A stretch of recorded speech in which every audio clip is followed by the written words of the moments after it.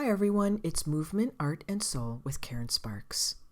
And this channel is about your journey through life towards integration, individuation, wholeness, healing, enlightenment, words like that. And I'm sure that most of you listening to this may have heard of the metaphor around peeling the onion when it comes to doing personal work or spiritual work or the path towards healing, enlightenment, individuation. These things aren't easy. The metaphor of peeling the onion was first introduced to me in one of the counseling modalities that I studied many years ago. And there was actually a book called Peeling the Onion as well that I read. And basically, we know what an onion is like when we work with it. Our eyes tear, and it isn't always fun, but we like the end result. We like having, if you like onions, or if you eat onions, I'm speaking metaphorically, obviously, and if you don't eat onions, then think of something else. But anyways, most of us who use onions, we like onions or the result of it in our food, whether it's raw or that it's cooked or put into a soup or things like that. So, and onions can actually be healing. There's an old onion recipe for coughs and asthma that my teacher once had me made many years ago. So this onion metaphor is a really good metaphor when it comes to working on the self, because I feel like we tend to fall into illusion, generally speaking, perhaps through some of the common expressions we have today in various spiritual paths, expressions that have been taken and altered into something they weren't intended to be. For example, an expression like, oh, it's all good. Just be positive. No, don't go there. Don't go there. And there are times when those things are very applicable. There are times when you don't want to go there because maybe something's been beaten to death as an idea, or we're circling around something and we really don't need to go through that again. So don't go there, meaning you've already gone there and you know exactly what you need to do, and talking about it now is no longer going to help you.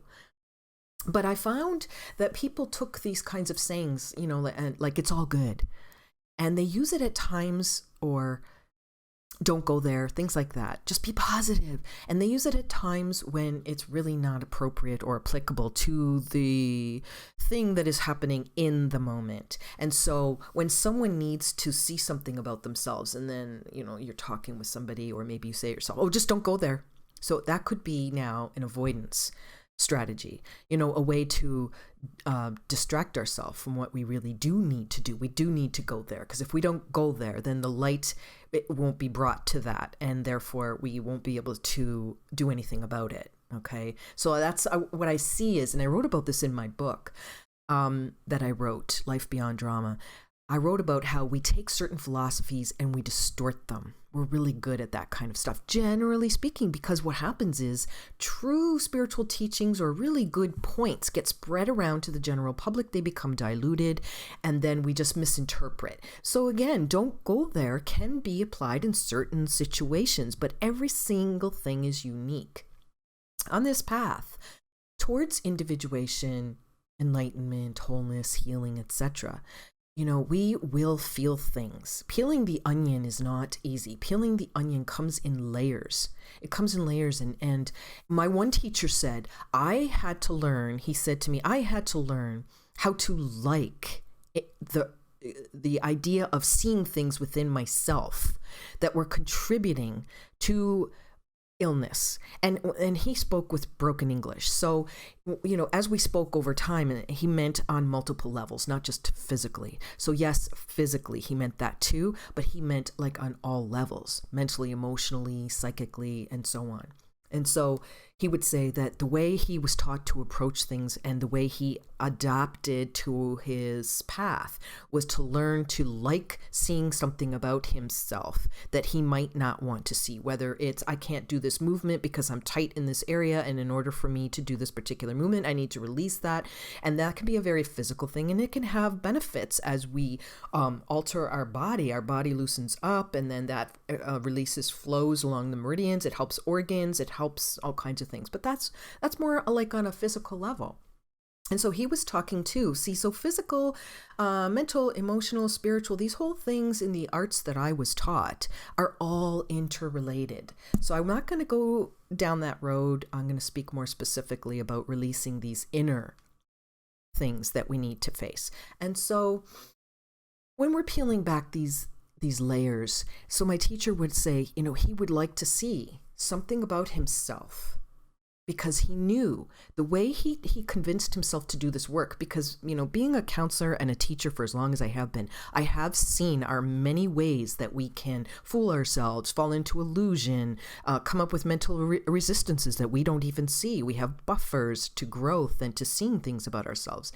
But what he did was he said he adopted this inner belief because he realized that if I approach things this way, if I don't see, if I don't open to see, if I don't surrender to see, if I don't let go of my resistance, if I don't seek out my buffers that prevent me from seeing myself as I really am, if I don't really engage fully into this work, then I'm going to be restrained, constrained, limited, I'm looking for a word here. I'm going to be influenced by these things deep within. You can call it the unconscious, because that's something that we have adopted, but I'm speaking from older terms. This whole idea around the unconscious, these are our words today, which is very valid.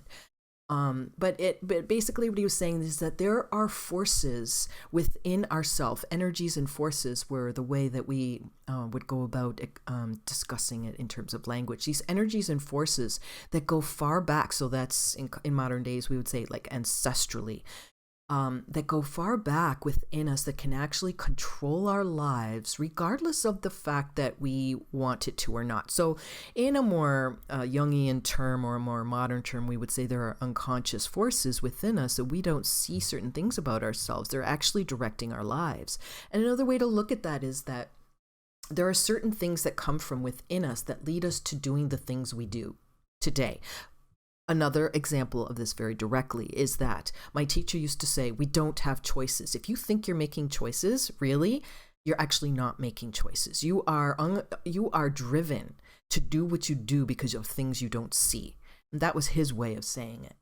And I've come to see this to be true in many ways. Like, in a Jungian terminology, they would say, our complexes and various things that we don't see about ourselves are actually the driving forces, but behind our motivations, our desires, and the things that we actually do. But I like the way he said that. We don't really have choices. And initially, when I heard him say that, God, this is so long ago now, and I kind of resisted that myself, being new, because I liked to believe at that time that I had choices. I made choices. But what I came to see over time, as I was peeling the layers of the onion of my own psyche, my own self, I realized what he said was true. And I came to face many things around myself, which I continue to do and continue to unravel these layers. See things within myself, and I could reflect back and say, aha, he's right. In this situation here, I did this. I thought I was making a choice, but no. I actually did that because of something within that I have not yet seen about myself, which, drove me to do this, or to behave in this manner, which actually is counterintuitive to who I really, really am. Or you could say, or how I have the potential to be, or my true essence, whichever way you define it at this time. So going back to him talking about getting used to this idea that we need to get used to the idea of seeing things and working and actually beginning to enjoy the work. So I'll tell you a quick story, and then I'm going to start up my playlist that we're going to be getting into with this particular video is going to be number 1. So the story I wanted to tell you was, I've mentioned this story before, but it's a really good point in this. And that is the story of a person that I was working with that I told something to. And he was very angry, and I told him that he was obviously angry, and then he yelled and said, "I'm not angry," and pounded his fist on the table. So I said very calmly to him, "Well, what would you call that then?" And the mirror right there in that moment, it was like he could see it. Why I've always held on to that story is because I think it very clearly demonstrates that I just saw the light bulb go off, but he was so angry he walked away. Later, he came to me and said, yeah, you're right. Like, how could he deny it, actually? Because in that moment, it was just the way it happened was so perfect. It gave him the exact mirror that he needed at that moment. And I like that because prior to that, he had too many buffers to seeing his behavior. Too many. Couldn't see it, didn't want to see it, had all kinds of reasonings around why he didn't want to see it. And this was somebody that I was working with in a program, and he did go off and knew that there were things he had to face, and that particular situation helped him. This is kind of what I mean by that. In order for us to actually do something, to have a choice, you see, he didn't have a choice because his pattern came from something within his conditioning growing up, and it was around his father. And he didn't have a choice. So he would respond in an unconscious pattern that he got used to doing. It was like a behavioral pattern of his as a response to certain things, and he would not see it. At that moment, he actually got a reflection, and I just stayed calm. So that's the other thing too. Because I stayed calm and didn't engage with that energy, then the only thing he was left with was a mirror of how he was behaving in that moment. And maybe for some people, we don't even see that until we're ready to, but everything just clicked in that moment for him. And so this is the important thing when we're on this journey, when we are needing to see something about ourselves. We have to be ready. It's like everything needs to line up. So I think the first thing I like to express to people is that having a path, having a modality, a spiritual path, a acknowledgement that you're embarking on a personal spiritual journey towards enlightenment, wholeness, individuation, integration, these words like this, and you commit to that. That is a really big step. So today's playlist is about addiction. And why I started off with this peeling of the onion and looking at ourselves and getting used to the idea around peeling the onion can be difficult is that all this is extremely huge around addiction work. And addictions are just predominant in our society, have been, oh gosh, how far back can we go? It's not even worth looking that far back, because that's how far back these things actually go within our natures. And we have an addictive nature. The addictive nature comes from, first of all, how difficult it is to actually do this sort of work, like looking at the self, because when we want to look and start digging backwards, well, why do I do what I do? Why am I addicted to this, that, or the other thing? It opens up a huge can of worms. And I think one of the biggest things to look at, and for me, which was very enlightening, was that so many things can be considered an addictive pattern. And most people, well, including myself, when I first began this journey and started learning about these things myself, was that the biggest eye-opener for me, how many different things can be addictive, because we always tend to, generally speaking, look at things like alcohol, drugs, things like that. I know that we're becoming more aware of things like workaholism, and we're becoming aware of things like certain emotional responses can be considered like an addictive pattern. Like, this is my go-to constantly, and it's starting to create problem. Things like sports addictions and tech addictions, especially in this day and age. And there are just sex addictions and pornography, so many things that we can think of. I'm just going off the top of my head here, of going around the circle that I was taught, the circle of, and food and carbs and different things like that, right? So it was a big eye-opener for me, because I would tend to think, generally along the lines of just drugs and alcohol, because that's what I heard growing up, in various circles, always talks about that. So in these days, another thing that's really huge is prescription medication. So, a lot of people, there's some really good documentaries about this, like how bad it is, how rampant it is, and how people are becoming addicted because when they start off and they're really they're needing some kind of support during a particular time in their life, and they get particular types of medications that have an effect on us in terms of being addictive, that it has just become a cycle for them of, just incredibly damaging results. I've saw a documentary around sleeping pills, painkillers, these types of things, and what that's doing because of, the initial, I want to say imagined need, but it could be a very real need, but imagined need too, coming from the place of, I imagine now I need to continue doing this, or I imagine I can't handle this without that. So it's a very sensitive topic because we are all different in terms of what we can cope with, and I understand that too.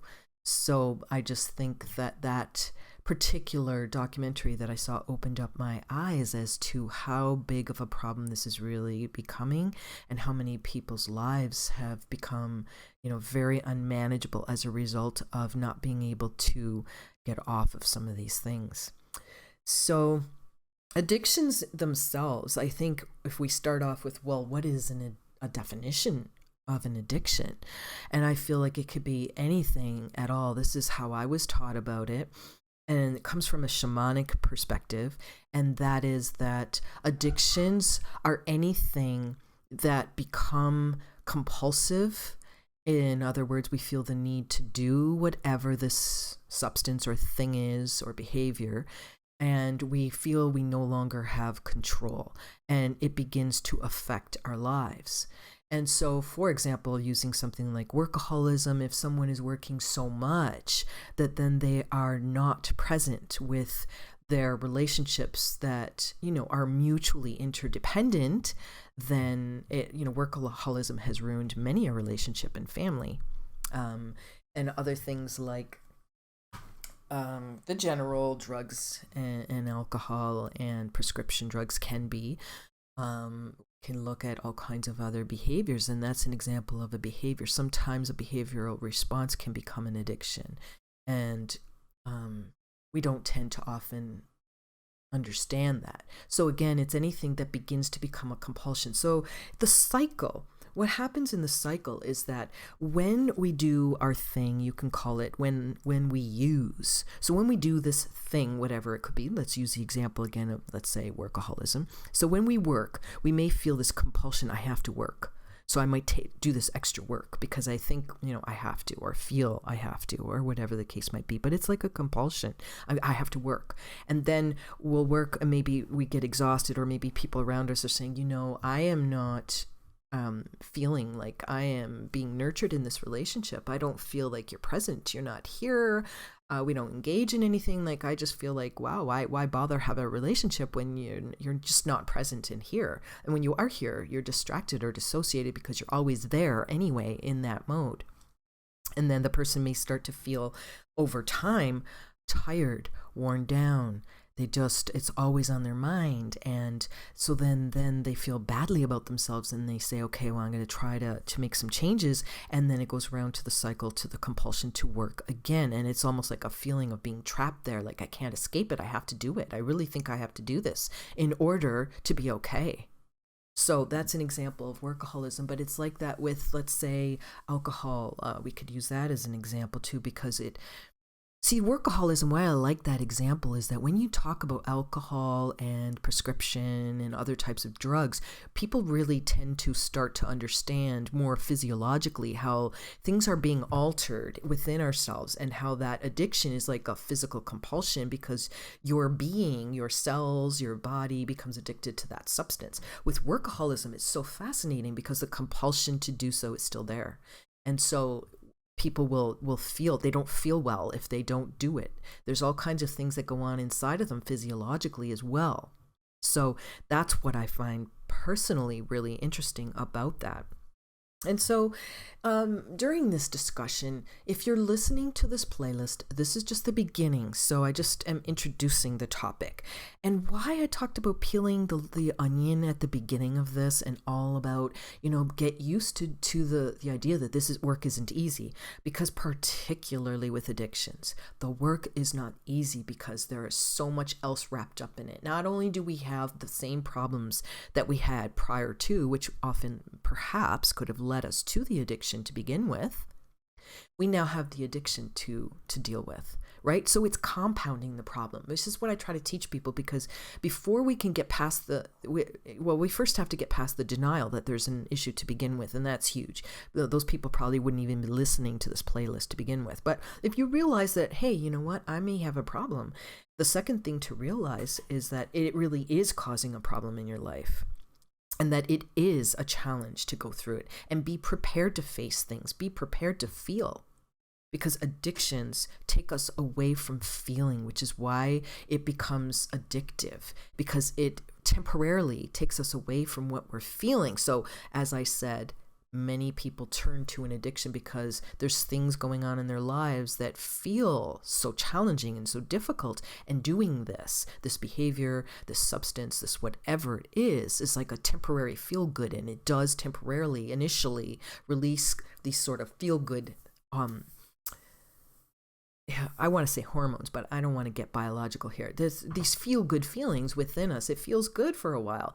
But the downside of it, if you've worked with me, then you know that I've said, is that unfortunately, as it progresses, it now becomes a problem too. So now you've got two problems. The problems that you had when you came in, which led to addiction, and now the issue around the addiction itself. So you have to peel back the layers.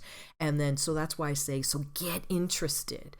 It's like a shift. You first have to see that you need to face it. Secondly, you need to make a shift. Okay, I need to shift. I got to get some support here, do whatever I need to do, or surround myself in a group, or get some help, get some guidance or some support, or get someone else on board with me. We can do this together, or in a group, like, etc. That's why things like, Alcoholics Anonymous, AA groups and support groups became so popular, is that doing it with other people who want to change too is more dynamic and helpful and supportive. So being ready, like, are you sick and tired of feeling sick and tired? Because as addiction progresses, initially, like I said, it may assist you in feeling good. If someone wants to go to work and they have some problems, let's say at home or in the family or in their lives, and they go to work, they're away from that problem, they immerse themselves into their work, and maybe they get some kind of reward, and they feel good at work, because initially it is like a relief, like, oh, I'm away from this problem, or I'm away from these people, or whatever.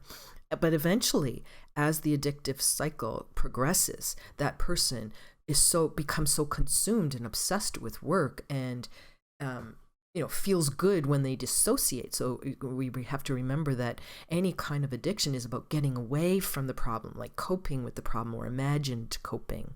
I need to feel better. I want to get away from this. And one of the things about the addictive personality is that it interferes with your life because you have less of an ability to be present. Okay, so why we need to look at addictions when we're on this path towards wholeness, enlightenment, healing, individuation, and so on, is that your presence in the moment is a part of what assists you on that journey. And addictions don't enable you to be present. You aren't present. You're disengaged. You're distracted. You're dissociated. You're not there. And that's one of the biggest problems, I think, when the person, for example, if they're a workaholic, even when they're there, they're not there. They're obsessing, they're on the phone, they're on the computer, they're checking their emails, they're thinking about work. They're not present with the people in their lives. And so, and I like to talk about that again, because it is so obvious with things like, let's say, alcohol, or a prescription, or like a real strong prescription that could be considered narcotic. I'm talking about, like, extreme painkillers and different kinds of things that we can take like that. It all leads to the same thing. We're actually not really there. And so being there is painful. And people tell me that, when they really look at this work, they say, yeah, I know, being there was painful. And yeah, You're right. When people are on the healing journey, they'll tell me, yes, I didn't want to be there. I didn't want to be present. Or I didn't know how to be present. I didn't know how to be there. So those are the kinds of things that people start telling me as they're on the road. Initially, it's like, no, I don't have a problem. There is no problem. You're the problem. Why are you telling me that I have a problem? And so that's very difficult to work with. It really, if you know someone, if you're listening to this because you want to understand addictions and you know someone that is steeped within addictions and you want to do something, the only thing you can do is sit the person down or have a family meeting and just bring these points up to them and say things like, we feel that this and this and this is a problem. These are the kinds of things that we're noticing. We believe you have an addiction and you need to get some help. We're here to support you, things like that. And depending on the age of the person you're talking about, this conversation could go quite differently, right? So it depends on whether you're working with a minor, or it depends whether you're working with an adult family member, and so on. But people really will not change unless, first of all, they understand addiction, they understand they have an addiction, they understand how that's going to affect their life as now and in the future, and what they need to do in order to embark on a journey towards facing that addiction and hopefully overcoming it. So they have to be ready. And people who are ready, in my experience, are just sick and tired of feeling sick and tired. They actually are known to say that often. Sick and tired of feeling sick and tired leads them to be ready. Are you ready? Are you tired of the lack of energy? Are you tired of the drama that the addictions create? Are you tired of not being present to those that you claim to love in your life? Is that creating a problem? Are you tired of the negative mindset? Addictions lead to negative thinking, a very chronic cycle of that. What are you tired of? What are you prepared to do about it? Where can you seek support and guidance? So we went over this compulsive cycle and how that works, because when we're trying to overcome an addiction, particularly on our own, we're going to say, oh, I realize, okay, yes. So this is how it goes for someone who knows and who is struggling through it, and they're trying to do this on their own, and they say, okay, I realize I have this problem. I see it. That was the last time I used, or I overworked, or whatever the thing is, or dissociated, whatever it is. So then they go, okay, I'm not going to do that again. And they just try. It's called try, right? And then all of a sudden the compulsion kicks in. Then they start to obsess. How am I going to do this? How am I going to get away and tell them I have to work again? Or what? How am I going to get my next whatever it is I use to make myself feel better? How am I going to do that? When am I going to do it? So it's compulsive in nature. And they will start to realize how it kind of pops into their mind. And then it's like, once they're there, they don't have the resistance or the willpower. They don't have the strength sometimes, or the desire to overcome that compulsion to go do that. And when they go do that, they feel better temporarily, but then that, if they're working through it and they're aware of it, then that guilt and that shame kicks in too, because it's like, I know I'm not going to feel good. I know I'm causing pain, not only to myself, but to others. And so there's a lot of guilt and shame around that too. And then that sometimes propels them to use even more to avoid that. And so that's, again, why I brought up peeling the onion is difficult. It is difficult. I get it. Are you sick and tired of feeling sick and tired? Is this becoming a big enough problem for you to notice? I love to see people address things before they get out of control, because addiction's full blown. It's like kind of like codependency. Oh, there you go. There's another one.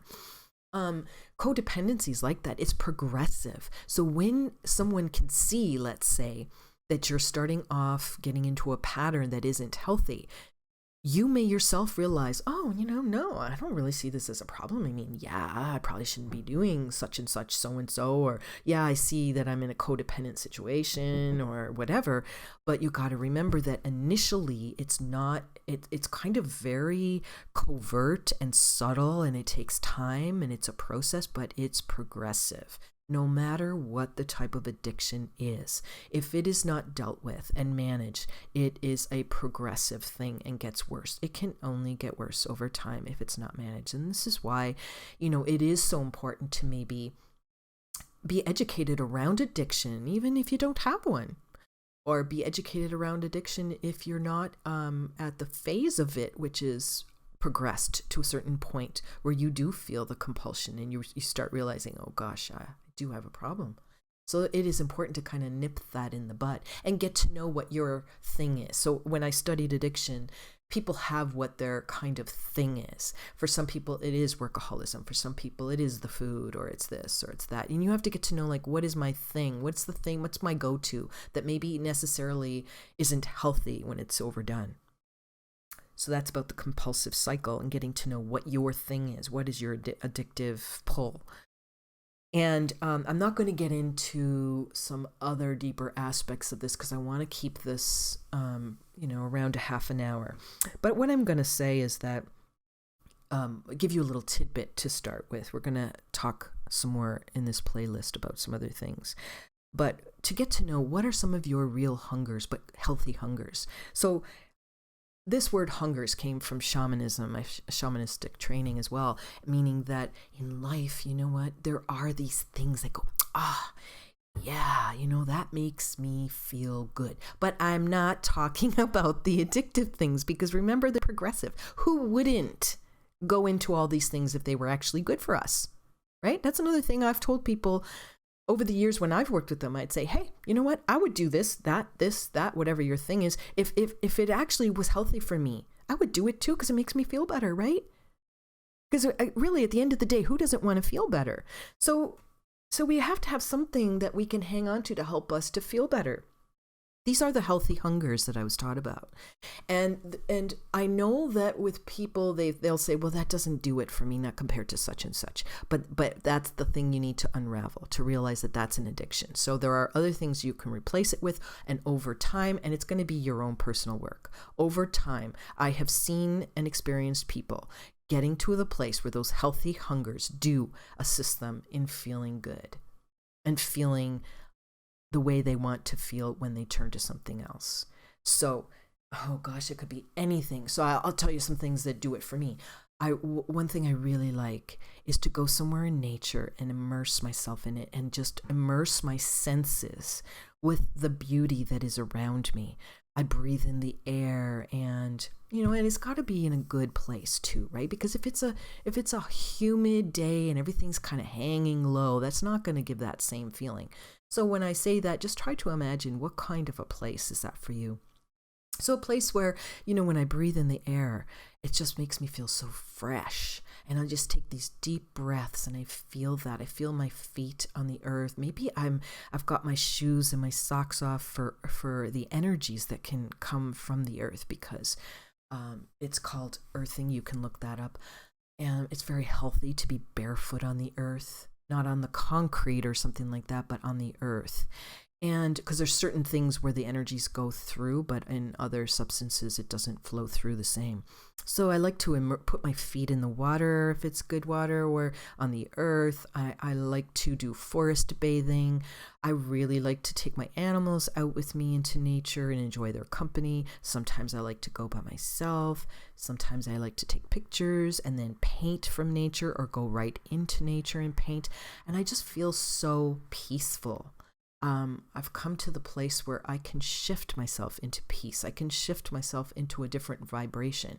And this is not about dissociating or avoiding a problem. So that goes along with what I was saying earlier. We misuse certain philosophies, because I can shift to a positive state, and I can shift to a higher vibration and a different type of feeling of peace at will, but I am not disconnecting from what my problems really are. So that's the difference. When people say, oh, it's all good, it's all positive. No, don't talk about anything negative. Oh, no, you're being dark. No, you're being negative. It depends. It depends. Do we need to see what we need to see? Do we need to face something? Do we need to see the reality for what it is?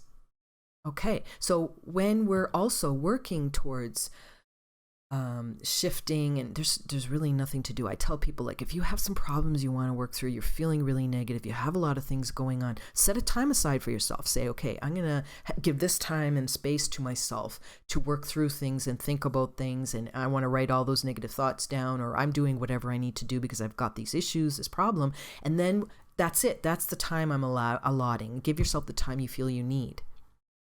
And then the rest of the day when it comes up, that's your time to say, okay, nope, I did my problem solving around that. That's all I can do right now about it. Because you say, what can I do right now about it? And then you write that down, you know what to do. And if that's all you can do, let's say now, then the rest of the time you need to start conditioning yourself into not going into that rut around staying in that cycle all day. And that's work. That takes work.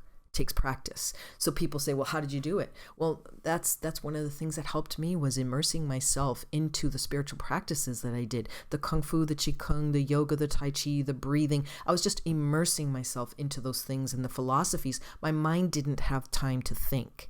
So I developed a new pattern. My teacher used to say, the records, he said that, well, they're grooves. So when you've had trauma or when you have addictions, when you have a certain way of being, you're in a groove. We're going to create new grooves. It's like making a new record so that when the needle goes on there, it's playing something new. It's playing a better song. And we're not going to just erase all the negativity. We're not just going to erase all the bad things that happen. But what we're learning to do is to be okay in the world as it is, be okay in our life as it is, doing the things we can do to make a difference. That's the difference. So I agree when people say, don't just be negative all day. Well, of course not. But then they go to the other extreme, try to be positive all day. They're not facing things as they really are either. So the real hungers that we have. So the real hunger is another thing I really like to do is when it's cool out. I like to make an herbal tea and I might put some honey in it. I don't know. I mean, if you're trying to stay away from sugar, then you might not want the honey. I don't always need it. I like the flavors of herbal teas. There's a lot of other things that I like to do. So you find those things that you like to do. For some people, they say, well, I don't want to actually go to a program, but I can walk. I say, great, go for a walk somewhere where it's beautiful. Find a place that makes you feel good and do walk then and breathe and be conscious. But engage your senses. Don't go for a walk and think about all your problems. Because as I was saying, take a specific period of time to think about your problems. When you're going to do something that is a hunger, like a real hunger that feeds your soul in a positive way, you want to immerse yourself into your senses as a start so that the mind can shut off. If I'm consciously looking and feeling and listening and sensing and breathing and moving inwards and feeling my body and then feeling the space between my feet and the earth. So I'm engaging, but I'm really engaging through my senses to get to the present moment. That's a really great start. It goes deeper from there, but that is a really great start. So that is my first topic, my first video for you around addiction. I'm going to do a few more. And the big thing is that if you do notice anything from these discussions that I'm going to be doing, you can seek out support through counseling, find a program, get a support group, maybe talk to other people that you know or think might have a similar issue to you. If you can find somebody to do it with you, sometimes that's why AA, as I said, started. These support groups started because when people get together with the same mindset that want to move in the same direction, but they're equally committed to doing so, it's so much nicer to have that support. Or if you want to work on your own, maybe just find a counselor and engage in that work from there. So I hope that has brought you some light. There's been a lot of different things mentioned in this video. You may want to listen to it more than once if this is a topic that you feel you really want to look more deeply into and you're just getting into it. Then you might want to listen to this a few times, jot some notes down for yourself, questions, etc. And so I hope this has brought you some light. And if you know anybody that you feel would be interested or could use the information in this video, please pass it on to them. Take care, and until next time, like and subscribe.